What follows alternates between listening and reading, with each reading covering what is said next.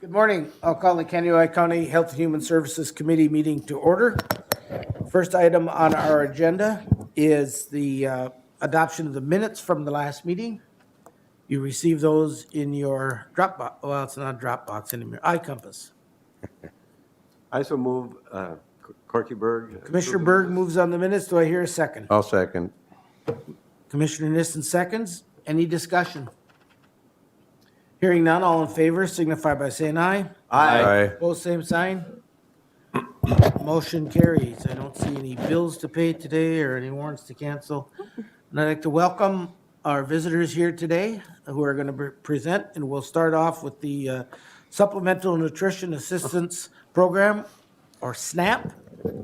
Welcome. Morning. Good morning. Morning. So we're here today to present the SNAP. For the record, state your name and your department. Leah Young, Family Services, Health and Human Services. So we're here to present the SNAP, the Supplemental Nutrition Assistance Program contract.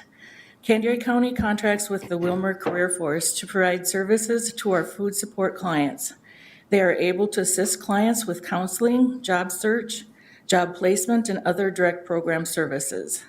They also are able to provide transportation, gas cards or bus passes, and in some instances, car repairs, oil changes, or license costs. Other employment-related expenses such as clothing, tools, and other items that are required for the job.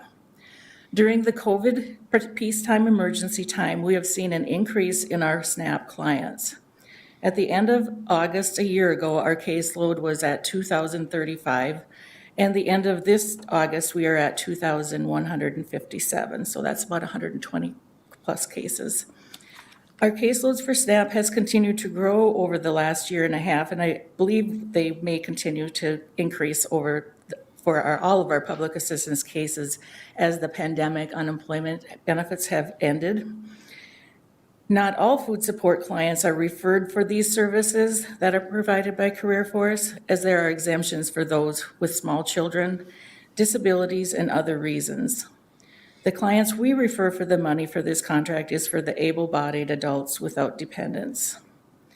Now, if you would like to look at Exhibit B, that's kind of how it breaks down the allocation of the allocations of the monies.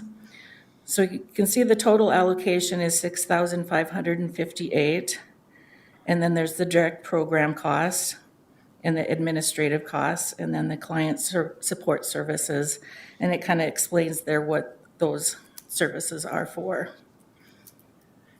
And we really appreciate being able to work with Career Force. Joan is not able to be here today, but we have Melissa Ball Warrior, so we'd like to welcome her also today, who is the Senior State Program Administrator Supervisor. So if you'd like to add some comments?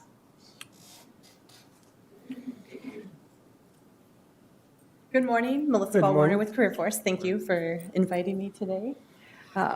So what we do at Career Force, we receive the referrals for the individuals who state that they want to participate. And for fiscal year 2021, it was kind of challenging because our doors are closed. They were closed for a portion of the time. They're open now to our clients, but we had to come up with some creative ways to reach some of these individuals. So because of the contract with Kansas County, we received permission from the state of Minnesota, and no other Career Force office received this permission unless granted. We were able to leave our offices and meet with the clients in public. So as state employees, a lot of them were not able to do that. So we fought for that, and with the help of the county, we were able to get that. So we have been meeting with the individuals. Even though our office was closed, we are still able to meet them in public. Same with our Title I partners. So we would come collaboratively as a group and meet with these individuals. So would you like a breakdown of how many people we served or how many people were interested in our services? We have those numbers. Maybe a higher level break or view of it, yes. So overall, for fiscal 21, we received 98 referrals of individuals who stated, so they have to state, yes, we want to work with Career Force, because in 2018, all of SNAP for ABODs, able-bodied adults without dependents, became an all-volunteer program. So individuals do not have to work with employment and training in order to get their food support, which is kind of unfortunate, because before, we would have a very high success rate of individuals who wanted to participate. However, now, of the 98, 18 that we contacted said that they were already employed, which is great, so we could still offer services if they were employed, like gas, if they wanted a gas card right away. 12 of them did enroll and participated for at least 30 days, and then 9 enrolled and participated for 3 to 6 months. And then of those 9, 6 ended the program because they were employed, and 2 ended the program because they were going on to higher learning. And if they're in an educational program, they can only be a SNAP student through their 2-year degree.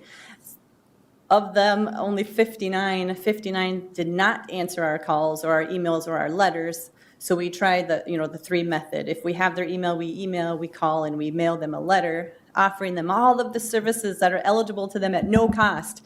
Training, if they wanted to be welder, truck driver, CNA, TMA. We had all this available training for the individuals if they were interested, and 59 did not respond. So because of that, with the state, we're now partnering with the state in a program to try and come up with low-cost ways to get individuals to be more interested in the services that we offer. So that's an ongoing program, and it just started in July. So we're hoping for a greater success. Any questions? Any question? Larry? Should be easier to place people for jobs now. Do you know how many jobs are Minnesota Works? So MinnesotaWorks.net, there are more jobs than job seekers, and we have not seen that in a very long time. So, and I've only been in this position since 2014, and when I started, there were an extreme number of job seekers versus available positions, and it has just flopped. And agencies, Buyer Belt has a ginormous bonus to work there. It's better than the military bonus that you would get to sign your life away. So it's just, it is right now, it is the employees market. I mean, you really can get a job wherever you want. If you are dedicated and willing, you don't even need a resume sometimes now, but if you do, we'll help. Any other questions? I'm wondering, of those 59, so those are 59 people that applied for and received SNAP benefits. And stated they wanted services from Career Force, but they never called us back or answered our call or. And is there any way of knowing whether or not they found work on their own? We could, because now they do have to report. During the pandemic, there were some waivers where individuals didn't have to necessarily report some of their income earnings, but now, because the pandemic has been lifted, individuals do have to report earnings. And so that would be more of like a financial assistance question. But if they do report earnings, and also there's higher hits, so the program downstairs with the county, it's a system where they get higher hits. So individuals, if they are employed and don't report it, sometimes their system catches it. And so if that is the case, then they mail the appropriate documentation in order to get them verification that, hey, you're working. And if they are working, it doesn't mean they're going to be over income and lose their food support. It just means that the food support might be retrofitted, so it's a determined amount of money versus what they're earning and what they're receiving. Thank you. Commissioner Gardner? Thank you, Mr. Chair. So what do you attribute the fact that people aren't entering the workforce as quickly as folks thought they would? I can't believe that it's all the extended benefits. Well, at the beginning, we were under the impression that it was that extra $300, because if you're getting your unemployment in addition to the extra $300, and then during the pandemic, individuals didn't have to report earnings. So we caught individuals who were on public programs, cash, food, and collecting unemployment.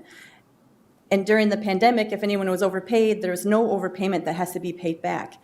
And so you could have had someone working, fraudulently also collecting unemployment, and also on public programs. And so there was just a lot of stuff going on that wasn't necessarily monitored or caught. And so, of course, if an individual is doing that, if they're on unemployment and getting public programs, then what's the benefit of working? But the folks who aren't on public programs aren't flocking back to work either. Well, and we have seen an uptake. So there are more individuals entering the job market now than there was the beginning of September. So that has picked up, labor market hasn't given us the final number of percentage of individuals who have applied for work this month versus last quarter. So those numbers will probably come out in 2 to 3 months. It's quarterly, those reports are provided. But I can give the labor market report once it comes out. And I would imagine that we'll hear at least something preliminarily this Friday at the Central Minnesota Jobs and Training LMI presentation. Oh, absolutely. And they have a great training program right now that starts mid-October. And so we are really trying to push, I know we want people to work, but we also want them to find employment that's going to, like an upskill, that's going to find them employment that will be self-sufficient. And Central Minnesota Jobs and Training, the program that they're offering in October, will absolutely give these individuals a bump up. If they're low skilled or don't have education, then Central Minnesota Jobs and Training always provide training that would give them at least skills to get a job that would be, they would become self-sufficient. Thank you. Thank you. Thank you. Any other questions? Well, thank you very much Thank for you. the information. If there are any more questions for me? And I have the contract here for Corky, if you want to sign, and, Well, we need a motion. oh, I'm sorry. So, go ahead. I so move. Commissioner Berg moves on the contract. Second. Commissioner Gardner seconds. Any questions or comments? I guess I gotta ask this.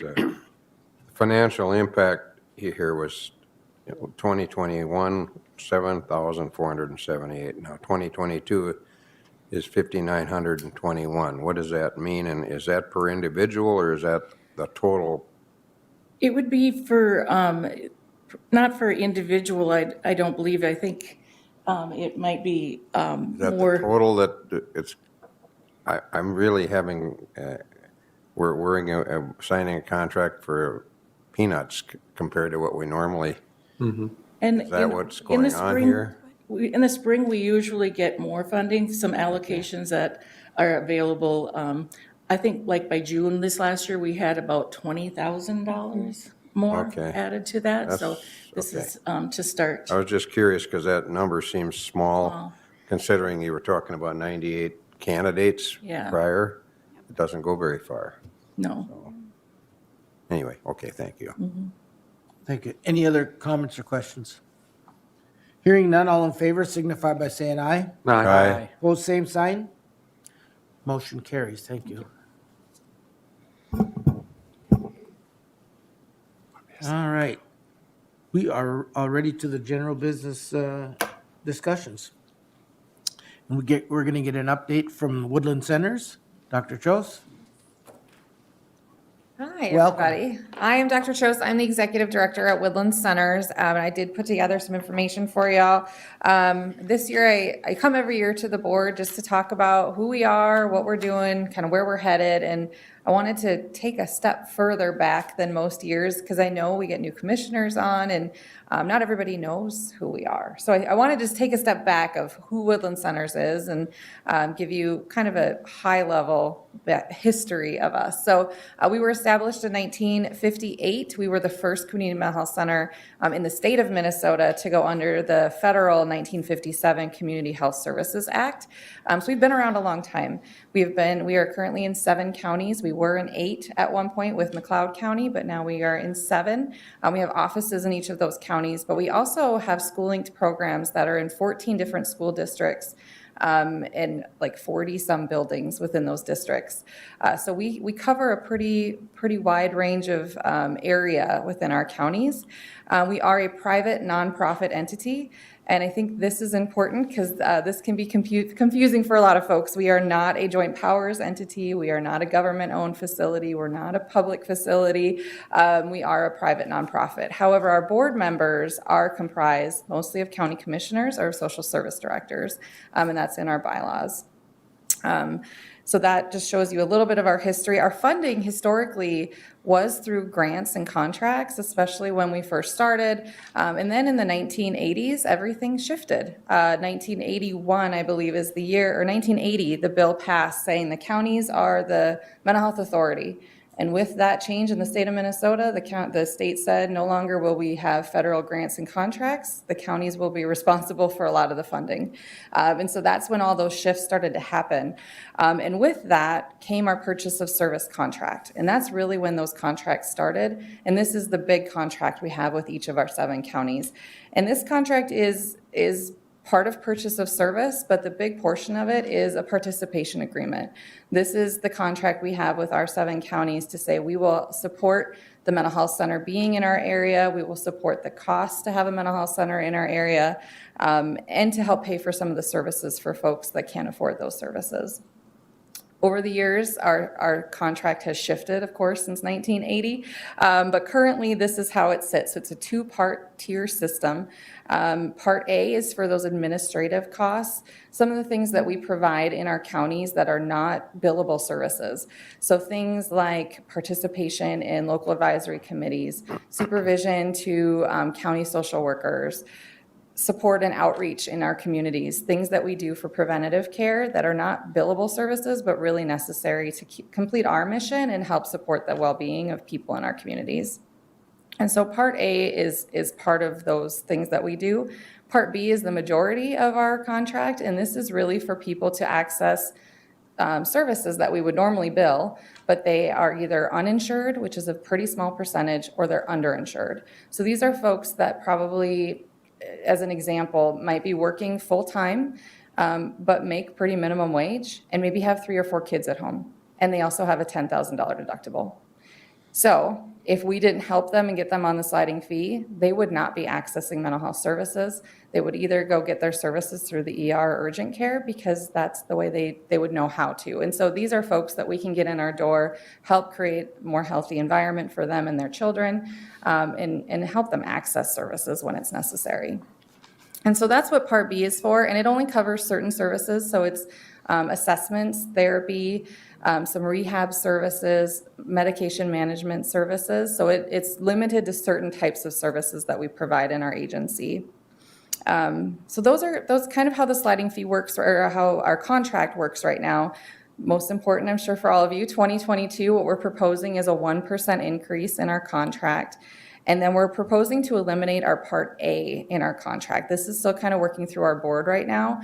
And part of that is because Woodland Centers as a whole is shifting how we deliver services, which is on the next page, and we'll get into that a little bit more. But some of those Part A things that we do, those non-billable services, the indirect things that we offer will be covered in our new way of delivering services as a Ccbhc. And so those costs will be integrated into our cost report. So they are not things that we feel we need to have covered by our purchase of service contract anymore. So things are kind of shifting for us financially as well, and we're hoping that helps the counties as well, and to just be more fiscally responsible with the dollars that we're getting. Any questions so far? It's a lot of thrown at you.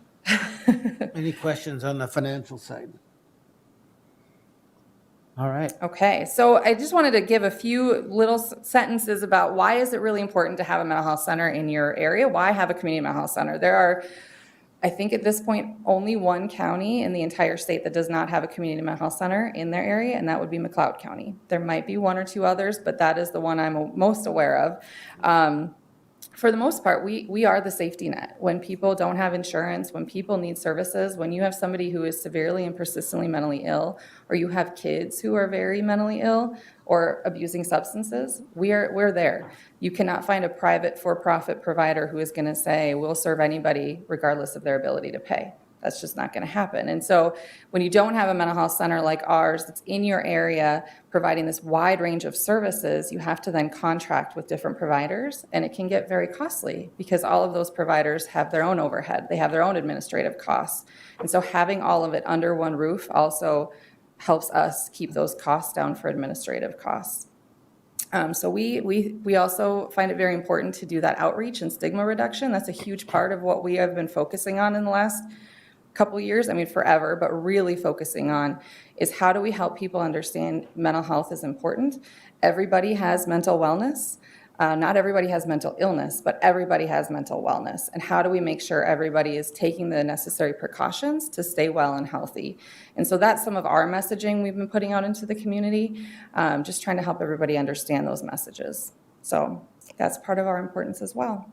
I did provide some impact examples just so you could see if an adult was getting 1 year worth of sliding fee services, say everything was covered under the sliding fee scale, and that would be therapy, psychiatry, and rehab services, it would cost around $16,000 to $17,000 per year for that person.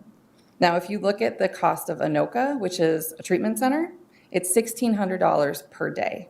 So the cost to provide services for that adult at Woodland Centers for an entire year would be 10 days at Anoka. So I think just putting it into those terms, like that's part of why we're here, is to prevent people from getting there. Now, we're not going to prevent it all. Some people still need that hospital level of care, but by having us in the community, we're preventing some of those folks from going to that level of care.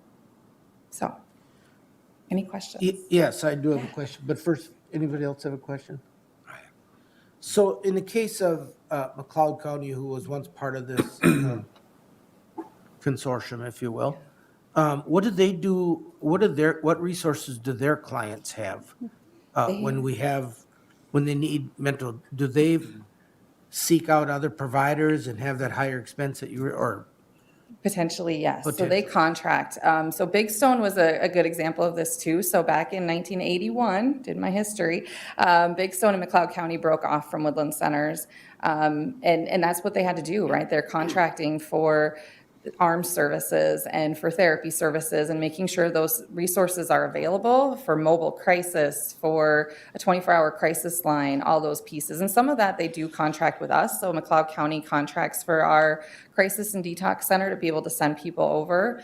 But it's an out of catchment rate, so it's a little bit higher than what our 7 counties pay for their day rate.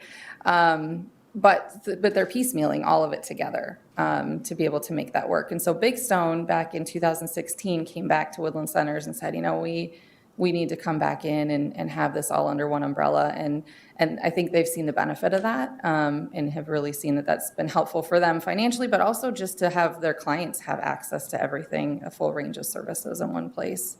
so? Does it happen where somebody doesn't get service then because of costs or because there isn't readily available resources? In those counties, I would say yes. Yeah, I think that does happen. I don't know that for sure, but I would say I think it probably does happen because I think the resources are not always there. We've had other counties around us reach out to say, can you come provide armed services in our county because we don't have a provider. Even though there's a mental health center, they don't have any staff to provide that service. So they've asked us to come in, and our answer so far has been, I don't think we can travel that far.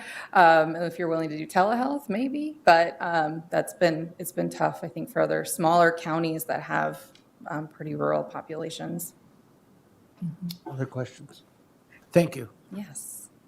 So I did want to highlight some of our accomplishments. I like to come in and just kind of brag a little bit about what we've been up to. This is not an exhaustive list for sure.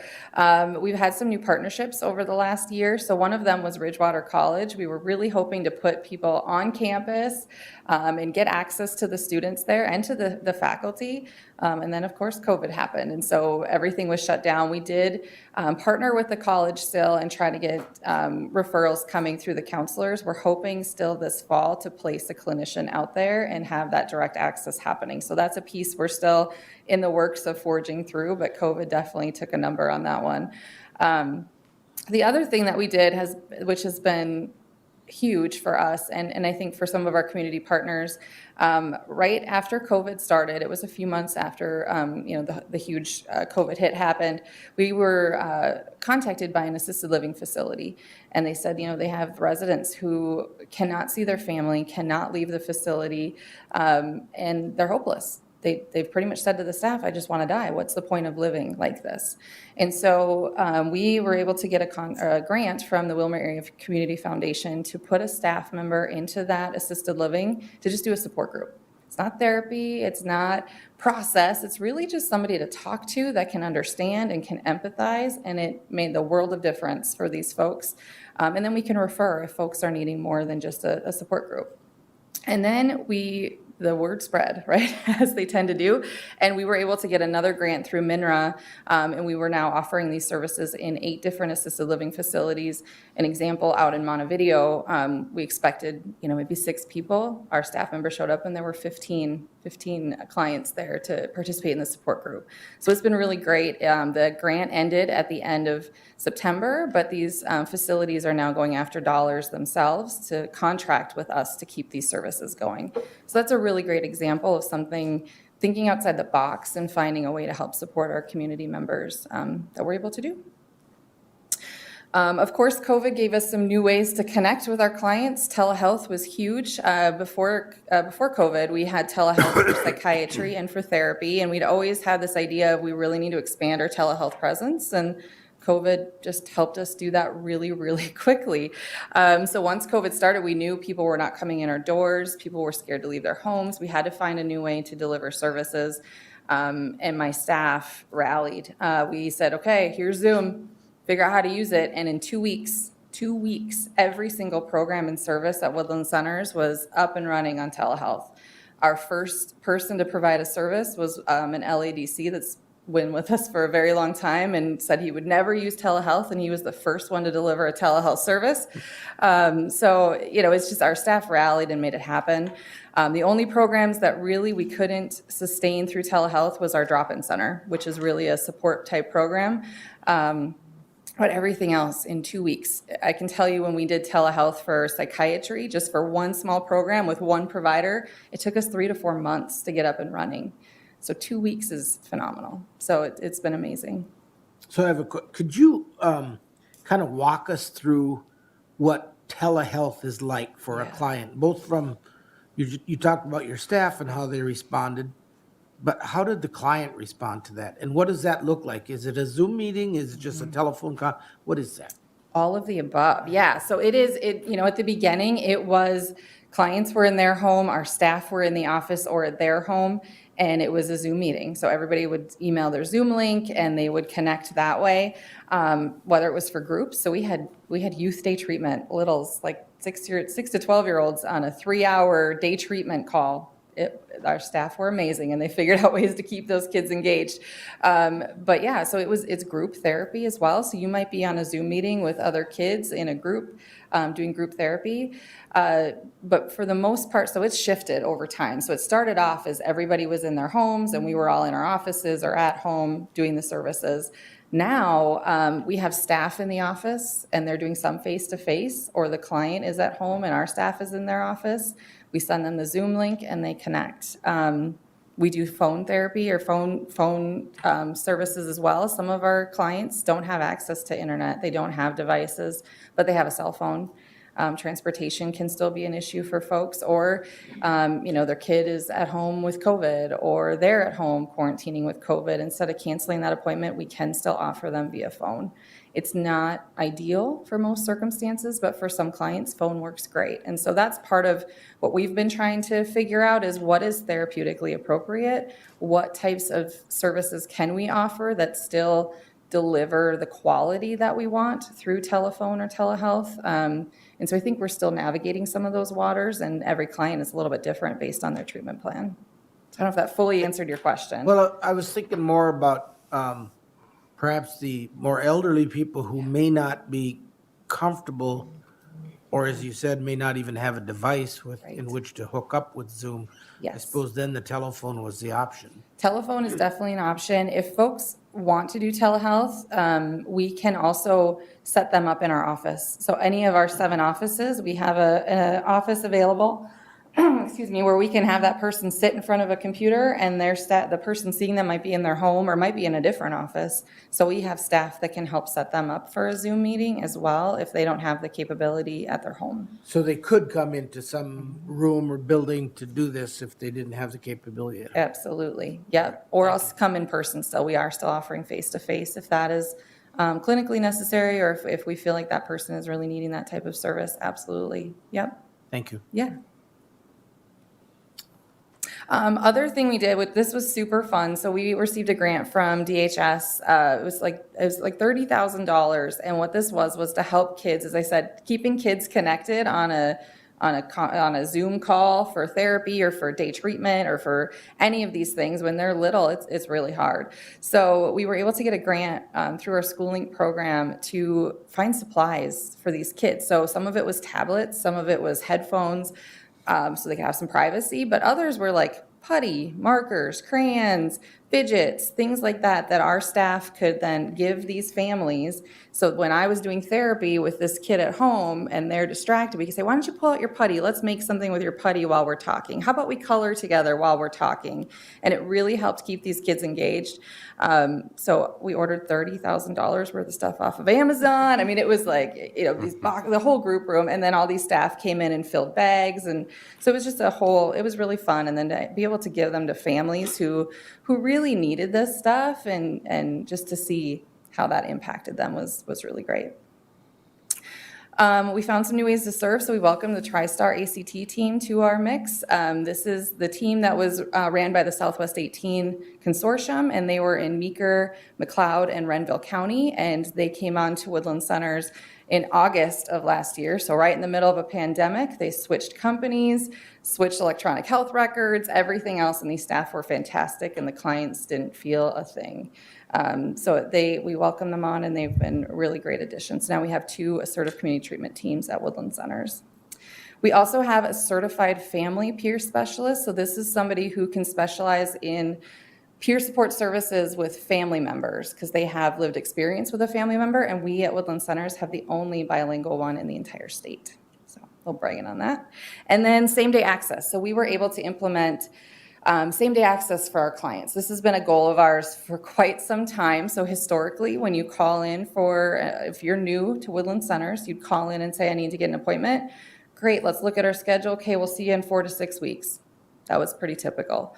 Well, I don't know about you guys, but if I'm in a crisis today, I kind of want to be seen today. If something mental health is going on, people are waiting 8 to 10 years before they ever go seek treatment. So now they've waited 8 years, and now we're saying, now you got to wait another 4. They're in need. So what we found was we had a huge no-show rate. About 30% of new clients wouldn't show up because either the problem was resolved or they found another resource or something, right? So we went to same-day access. So if you call today, we'll get you in today. Now there's bugs in this, where there's things we're still working out. We have usually like 8 to 10 appointments every day for folks, so sometimes they get full.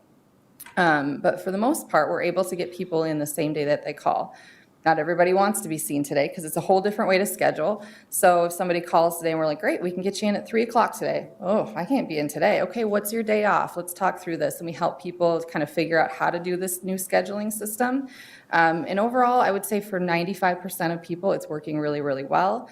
Our no-show rate is down to like 1-2%. So people are showing up, that we still get no-shows, even they schedule the same day, still happens.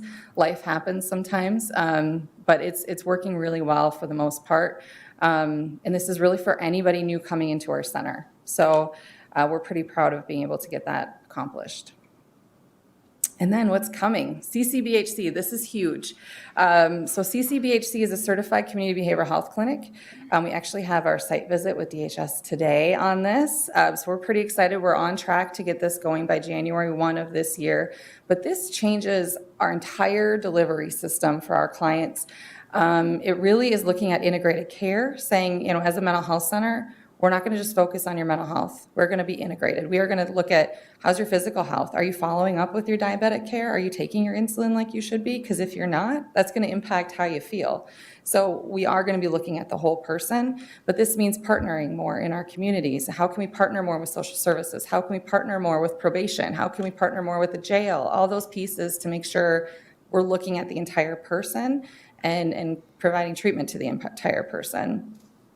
So we have an integrated assessment. We look at the entire health when we're assessing somebody. No longer are we just looking at their mental health and their, quick overview of, okay, what are your medication? Well, no, we're going to talk about your whole health when we do an assessment.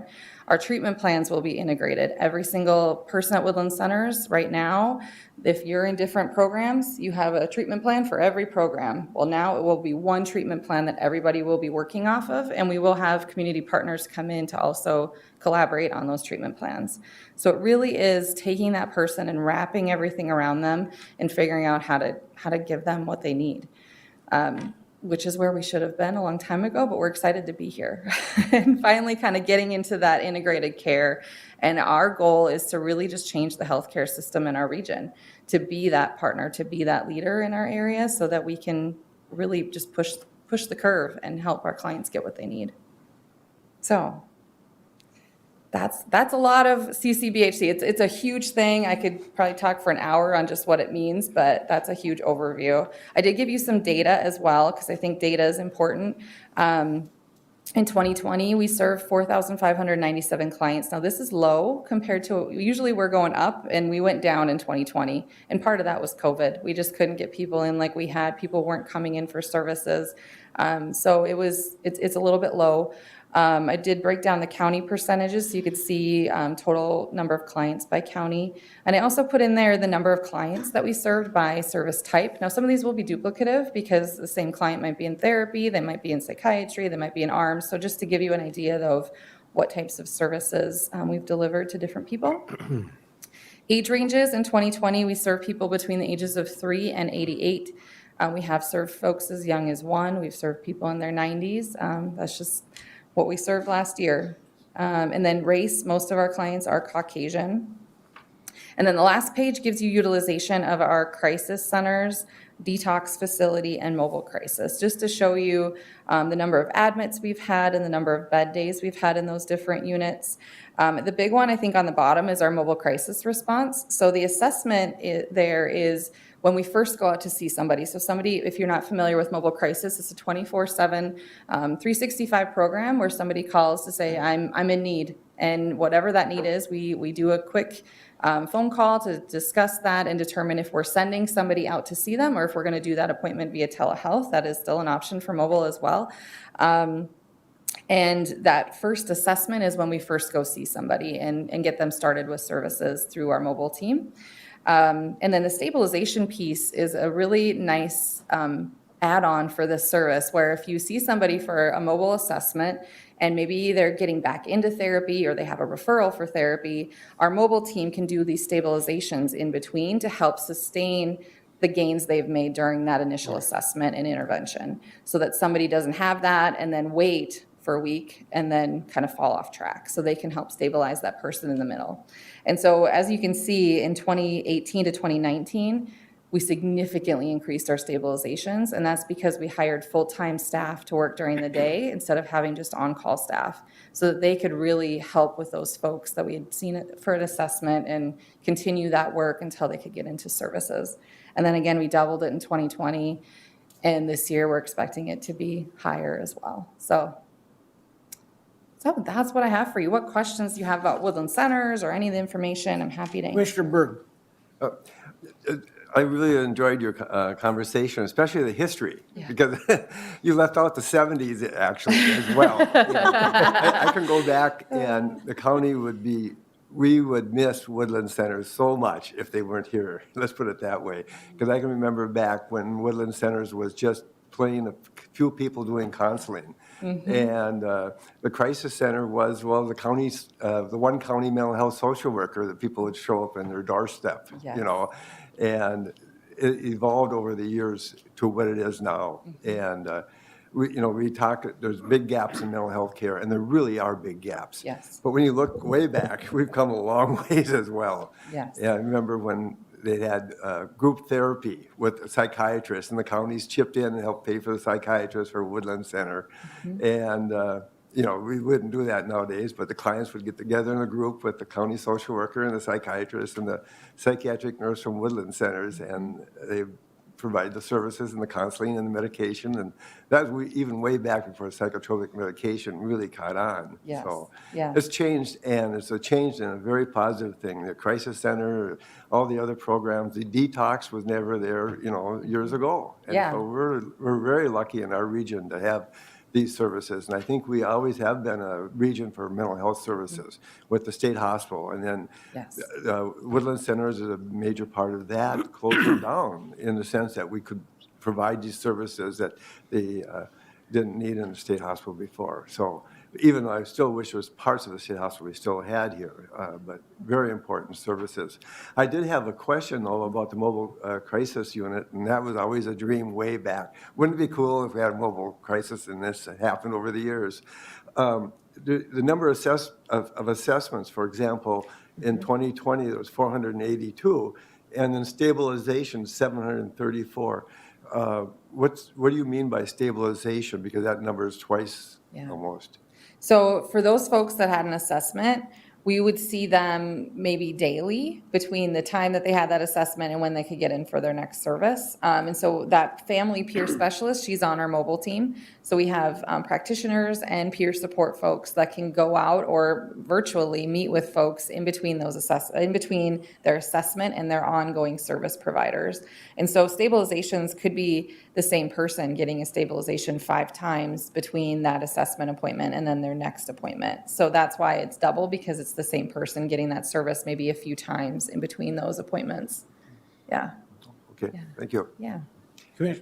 Larry and then Okay. Commissioner Anderson. So 10 to 15 years ago, we were trying to get people to talk about mental health. So if you had a family member who was ill with a health problem, physical health problem, you could talk about my mom or dad or somebody has cancer. But if somebody had depression, schizophrenia, it's such an embarrassment. I see a change. We're starting to turn the corner, and it's okay to talk about mental health. And I hope as a nation, as a state, as a country, as a county, we continue that. And I think that has been a real positive. Maybe that's one thing COVID allowed us to say is, if you need help, ask for it. Yes. You know, and we come a long ways, but we can't change and get mental health to the right people if we don't talk about it. So thank you for talking about it. Yes. Yeah, even, I'm sorry to interject here, but even the gymnast and the the tennis players that have recently decided that it wasn't healthy for them to compete with what was going on. Commissioner Henderson. Yeah, one of the things that surprised me is about, you talked about little kids. So what type of issues do you deal with the children? Is it like autism or what are some of the issues? Yeah, it's a full spectrum. I mean, kids develop depression as well. They have anxiety. There's trauma with kids. When they're really little, like the little 1-year-olds, oftentimes as parents coming in saying, I'm not sure if something's wrong. And so we're working with the parents to say, no, you're doing great. This is typical 1-year-old, 2-year-old behavior, or you know what, let's keep an eye on this. So it's a pretty big gamut. But we do see autism spectrum disorders.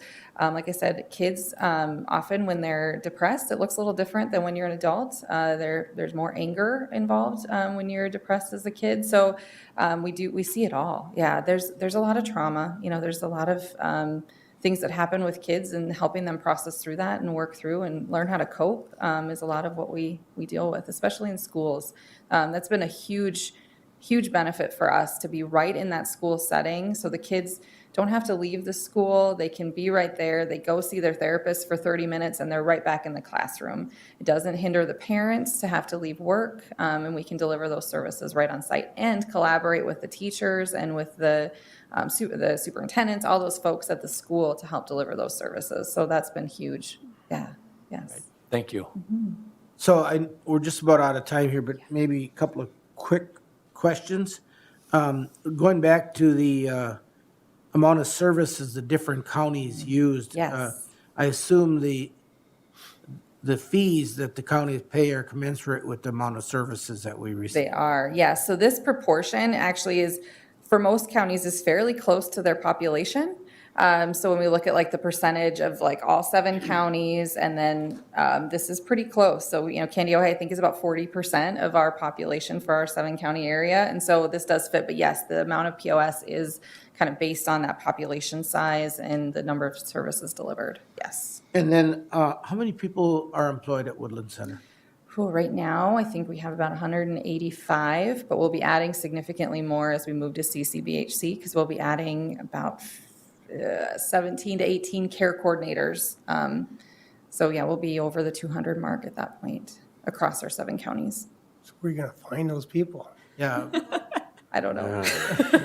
So yeah, that hiring is, it is tough everywhere right now. And what level of education or training is a care coordinator? Well, the beautiful part about the state of Minnesota and Ccbhc is that is wide open. So we can determine that under that statute. So we actually have not designated that. That is one thing that we have been stuck in for many years. This is a definition of a mental health practitioner, which is like usually a bachelor's level person. This is what a therapist is. This is what an LADC is. And they have to meet all these criteria. Under Ccbhc, care coordinators ears wide open. So we actually are looking at that more about what's your personality type? Are you able to connect with people? Are you kind? Are you caring? Are you able to really build these relationships that we need with our clients and with our communities to help do the care coordination? So we left that open. Yeah. All right, I think we better end it there. Thank you very Thank you much so again much for for your your, support. Thank for you. the update. And with that, we are going to adjourn the Canyon County Health and Human Services Committee. Oh, I'm sorry. Jenny, did you have any administrative updates? I apologize. As long as we just have a couple minutes, I will just give a quick COVID update. There's been some changes since the last time we met with this group. So as of right now, we had about 244 active cases, so we are seeing that incline. I will tell you from those that are active cases, we're seeing about 35% of those in school-age children. So ironically, I would have thought that those would be increasing, that we would have more school-age kids ending up with COVID, but that's not really what we're seeing. Pfizer's booster dose did get approved, so anyone who's over the age of 65 and received Pfizer for their first and second dose are now eligible to receive that booster dose if they wish. And then also those who are around age 50 to 65 and have underlying health conditions, they also can get the booster dose if they had Pfizer. They are not putting any additional guidance out stating that if you receive the booster dose or you do not receive the booster dose, that what they deem as fully vaccinated changes. So even if you choose not to get the booster dose, or those that have received Moderna or Johnson & Johnson, you're still considered fully vaccinated if you receive the 1 dose of Johnson & Johnson or the 2 doses of Moderna. Both Johnson & Johnson and Moderna are seeking approval for booster doses, but that has not been approved yet. I just want to remind the general public, now more than ever, please continue to practice good hand hygiene, wear a mask, get tested if you're feeling sick. There's cold, there's flus, there's all of those routine things going on right now as we're getting into the fall and winter months. So now more than ever, if you're having some symptoms, go ahead and get tested.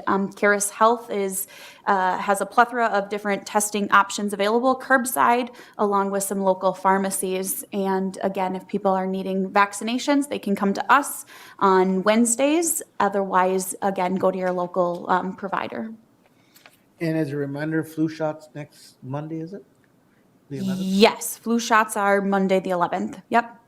So for those of us, in the past, we've done it prior to a meeting, but we'll be going down there. Okay. Thank you. Sorry about overlooking you. We will adjourn.